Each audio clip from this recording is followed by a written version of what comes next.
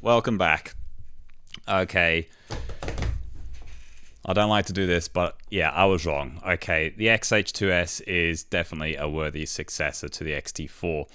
I wasn't planning on buying the XH2S. Really, I don't like spending more than a couple of $1,000, Aussie dollars, on a camera of any camera, really. But look, something happened. I did the last video I did was a list of all the reasons why I would not be upgrading to anything that Fuji had to offer in 2022, and I felt pretty good in that video saying these things. But something did happen. That was about 2 to 3 months ago. I released that video, I think, before Christmas, and then I had a shoot early January. I think it was like 3rd or 4th of January, and look, the XT4 really let me down, and I was really pretty peeved off about it. Basically, just, it was just face detection. It just was in really good light with people smiling and grinning, engaging with the camera.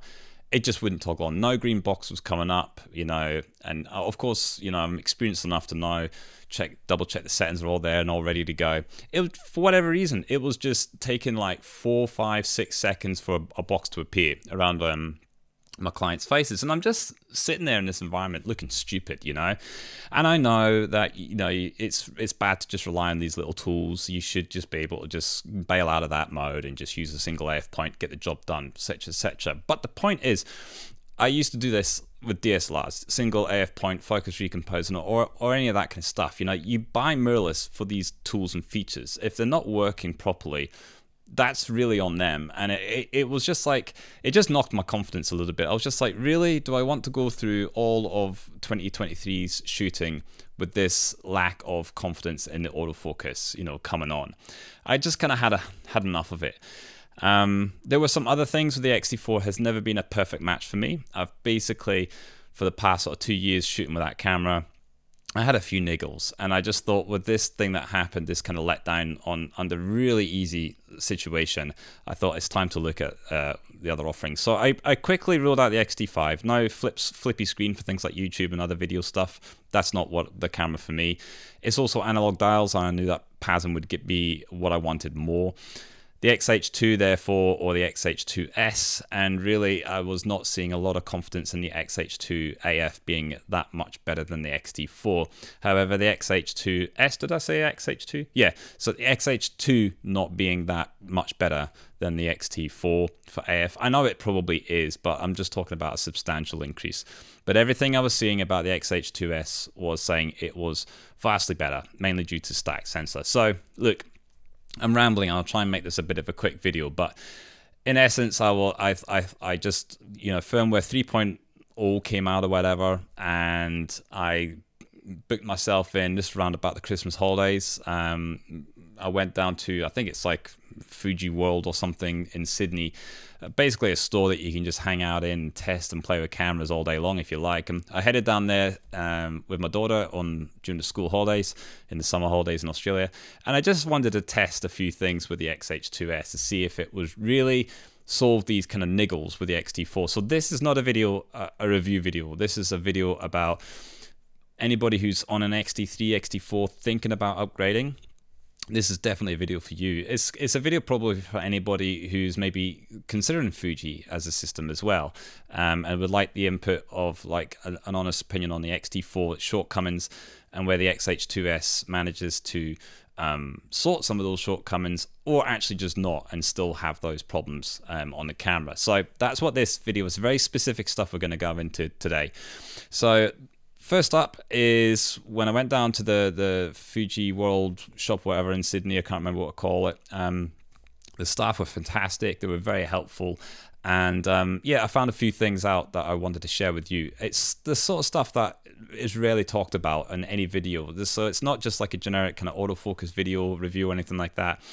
The very first thing I noticed is when I went to the button mapping and had a look at what things I could bind, it looked now that the list was much longer. Instead of like 5 pages or whatever you could get with the XT4, it was like 6 or 7 or 8 pages now. So I was instantly happy to see that Fuji have included more things for you to put into to button map. For example, I think you can now bind something like preview white balance exposure on or off.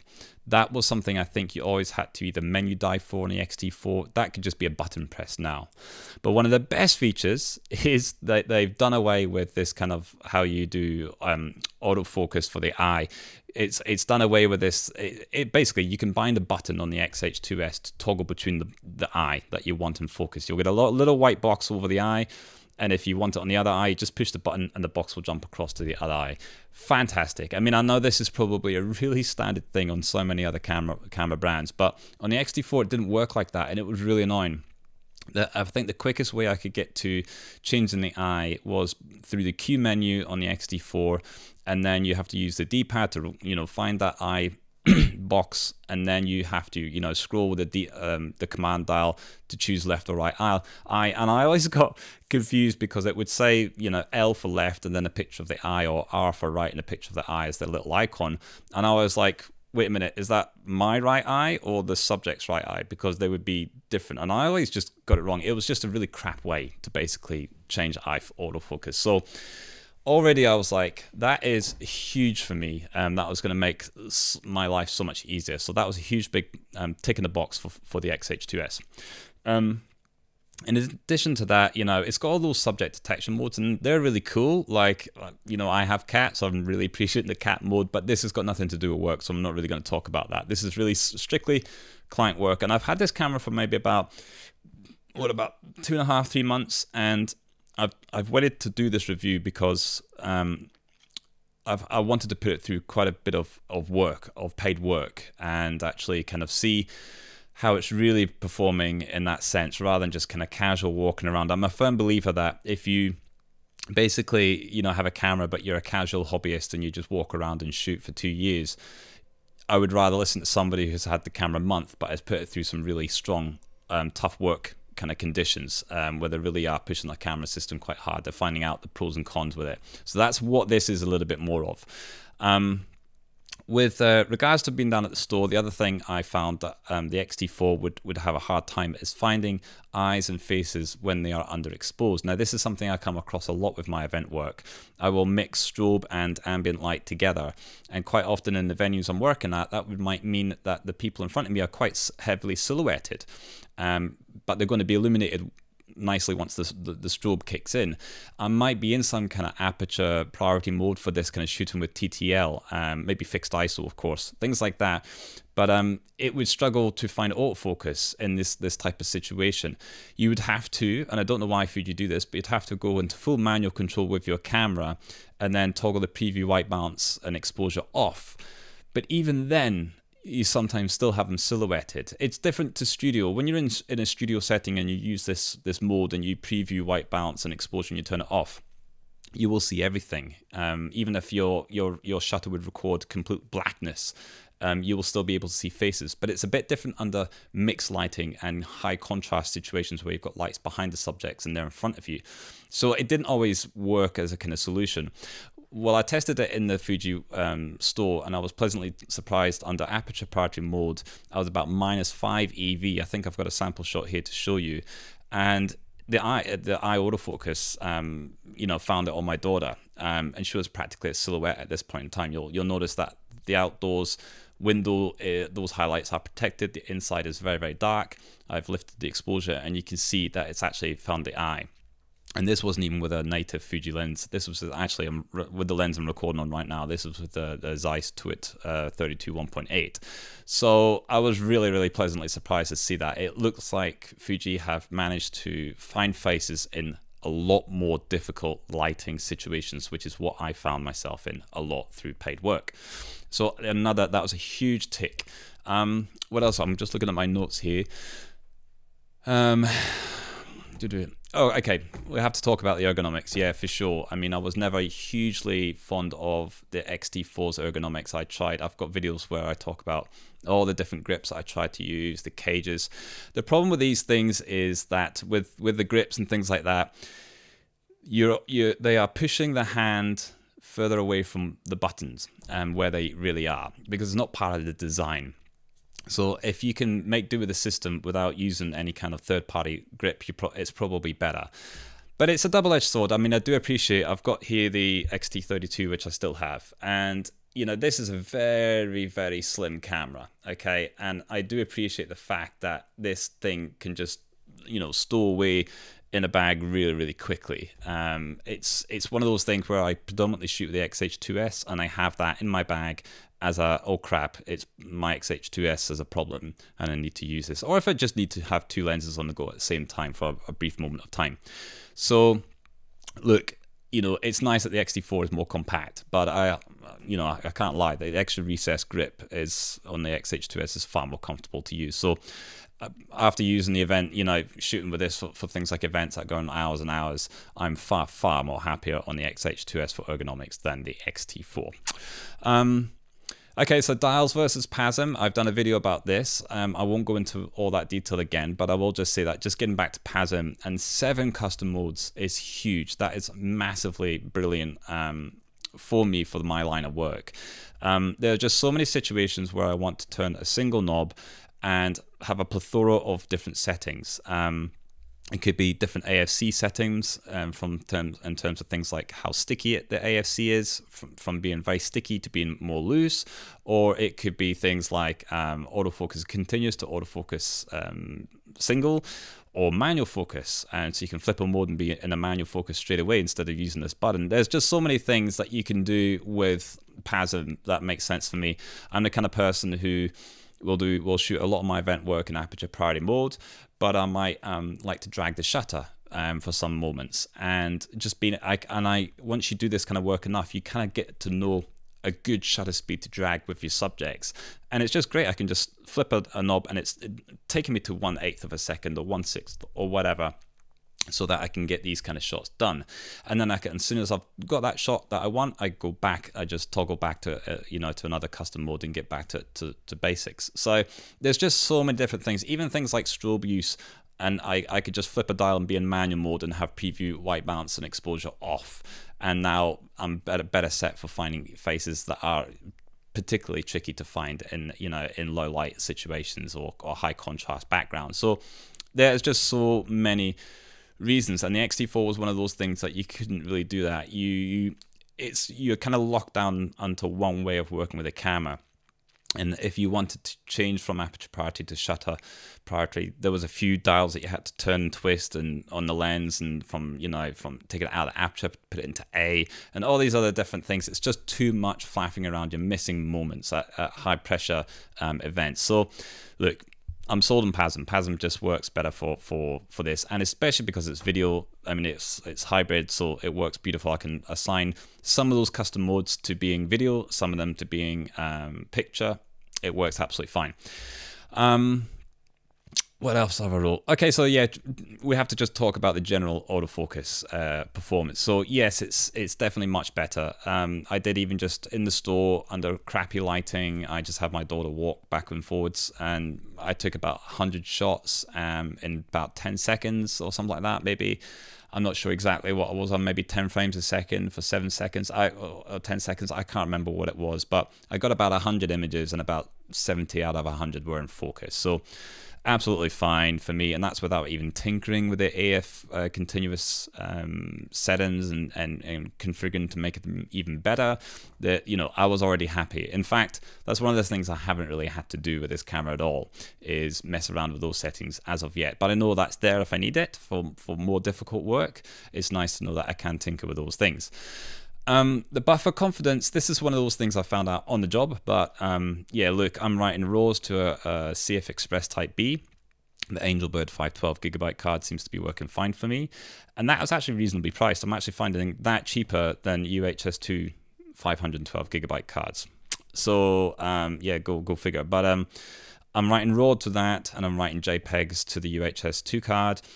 Look, I can be at 5, 7, 10 frames a second and just never hit a buffer. And the way I shoot, I do a lot of public speaking events, and some of these moments are very, very brief. That you'll catch a moment where the speaker is engaging with the crowd, or just a nice moment, but they're very, very fleeting. This is one of the most difficult genres, actually. I mean, I've done concert singing, music, and it's interesting because you'll find a lot of people will hold a tune and pause for a moment as they are, singing, and that's a nice moment.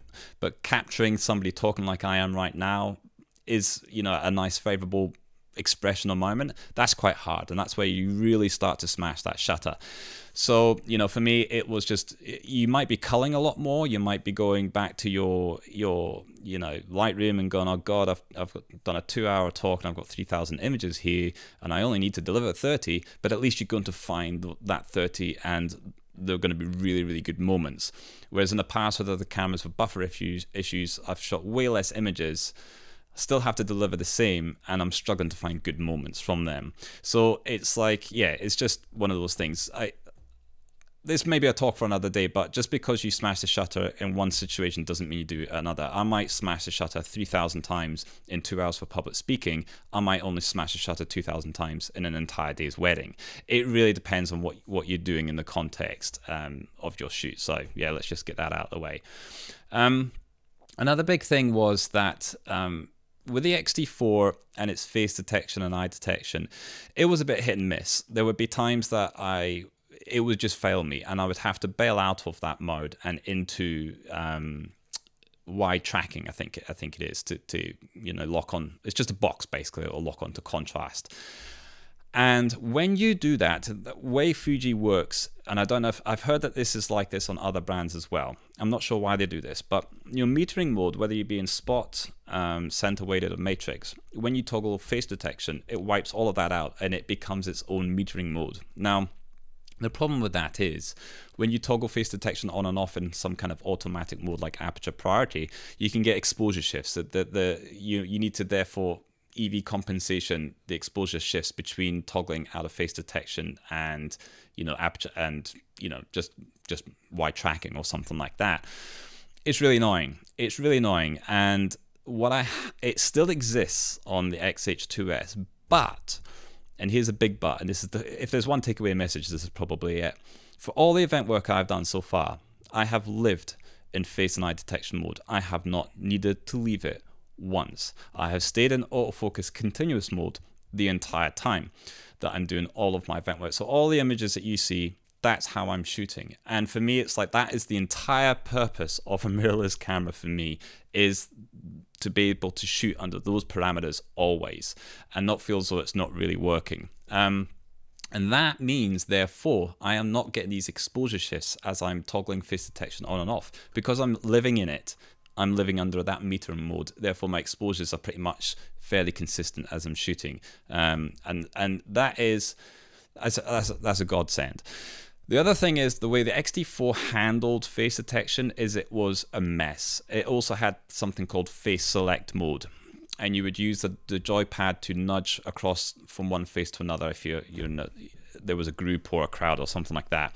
I found it annoying. It never really worked for me. And when you have face select on, it's hard to have the face eye detection with it, but you can actually have it with it. But it's just messy, because then it's like, well, you're not giving me an eye. You're not eye detecting even though face select on. It's another video in itself, but basically the point is I would maybe nudge the box across with the joypad to another face, half press the shutter, engage it, and just about as you're about to take the shot, it would just flitter off onto somebody else's face. And it was just infuriating. There was just no stickiness to it. It was really, really annoying. With this camera, there is no face select. It's just face detection, and you've got a button to change the eye, and it is simple. And basically, wherever you have your AF box, so I use wide tracking, I usually have that AF box fairly in the middle. It will basically, if you just move that box around with the joystick, it will select that person's face. So in a scene with a lot of people, if you wanted the person's face on the far right, you could move that box across and face detection will go to that box in that area. It just works. You can even do it one better by just leaving the box in the middle and just take your camera, pan it across, grab it, and then bring it back. I mean, it just works. I've done so much shooting with crowds now. It finds the public speaker and it can see the audience. It stays on the public speaker, even if it's the back of the public speaker's head, which is what I want, and the crowd a little bit blurry. It just stays locked on. It's just much stickier now, even if it's not a face and it's just a body or the back of the head. The camera knows it. It sees it. It's closer to me. It thinks this is probably my target, and most of the time it is. So look, I mean, I can't really comment in other situations like, you know, studio or other kind of work, but for event work so far, I've been really, really, really happy with the results. And I'm not even going to go into video in this segment. That's for another day. There's reasons I bought this camera for video. I do like to dabble in it a little bit, and I would like to improve those skills as I go forward. But yeah, I can't really think of anything else to say in regards to this camera. It's managed to basically get around all the annoyances I had with the X-T4 and resolve them. Now, I'm not happy about paying the price. Whether this is the right camera for you, I don't know. I paid like about 3,100 Aussie dollars for this camera. That's more than I've paid for any camera ever. And it is expensive, and it's not small. It's pretty. It reminds me of the Nikon Z6 II that my friend has. It's probably about the same size and weight as that, and that's a full frame camera. So you're giving up a lot. I mean, you know, people talk about Fuji being small and compact. Well, look, yeah, this is small and compact, right? The X-T32. It's the XH2S is just not that kind of camera at all. So don't be fooled into thinking that's what this is, because it's just not. But you know, it really has been the right decision for me, and I just feel as though I can go into all of my shoots now with a lot more trust and autofocus confidence with this camera than I ever could with the X-T4. All of the problems I had with the X-T4, I kind of, you know, I've got around, I've navigated around them now with this camera. It is fantastic camera. It actually feels as though the kind of camera I will now stay with for a good 5 to 6 years until technology evolves. But it's getting to the point now where I'm not sure how much it can really evolve, how much more assistance I really need. I mean, you know, we grew up on DSLRs where you shoot and, you know, recompose and all those sorts of things, and they did as well for a very, very long time. I'm sure more firmware updates will come out as well and improve the camera. But yeah, for me, this is a really, really good camera, and I just felt as though I had to explain because, yeah, I was wrong. I was wrong. I'm always wrong. All right. Till next time. Bye-bye.